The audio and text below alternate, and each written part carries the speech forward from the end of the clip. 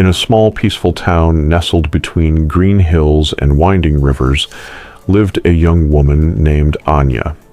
She was known for her vibrant smile and the warmth she brought wherever she went. Aanya worked as a school teacher, and her days were filled with laughter, stories, and the joyful chaos of children. But life has its seasons, and Aanya soon entered one filled with pain. Her father, the person she loved most, passed away suddenly. He had always been her pillar of strength, the one who encouraged her dreams and reminded her of her worth. Losing him shattered something deep inside her. The brightness in her eyes dimmed. The laughter that once filled her classroom became rare. Even the smallest tasks, getting out of bed, cooking a meal, returning messages, felt like climbing mountains. Friends tried to comfort her. Some said, "You need to move on." Others, "Time heals everything," but their words only made her feel worse.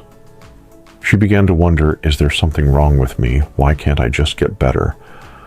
One rainy afternoon, Aanya visited her childhood home. The house stood quiet, echoing memories of laughter and bedtime stories.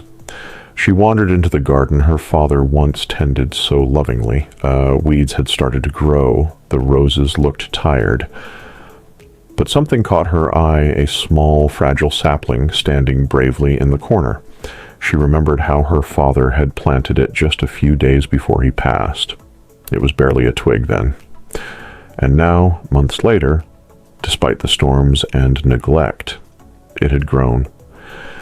Aanya knelt beside it, gently brushing the leaves with her fingers. She whispered, "You made it through."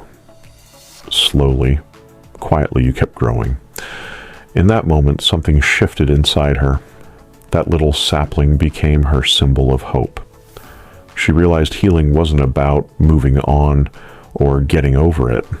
It was about growing inch by inch, day by day, even when no one else could see it. From then on, she gave herself permission to grieve, to feel, to rest.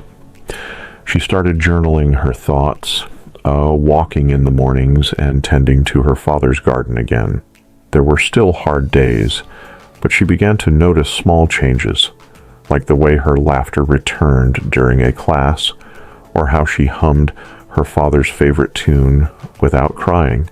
A year later, Aanya stood in her blooming garden looking at that same sapling, now tall and leafy. She smiled through tears, realizing that she too had grown. Moral healing doesn't follow a clock or a calendar. It comes in waves, in quiet moments, and small victories. Be kind to yourself. Give yourself grace. Just like nature, your soul needs time, sunlight, and patience to bloom again.